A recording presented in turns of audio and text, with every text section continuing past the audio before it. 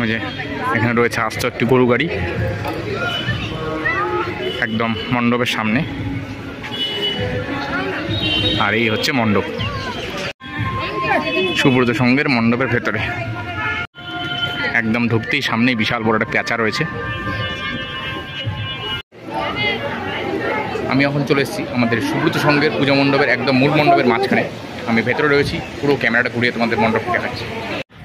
মণ্ডপের একদম ফ্রন্ট, মানে মণ্ডপটা 3টে স্টেপে আছে। ফার্স্ট স্টেপ, সেকেন্ড স্টেপ, ভেতরে হচ্ছে প্রতিমা। এটা হচ্ছে মূল মণ্ডপ।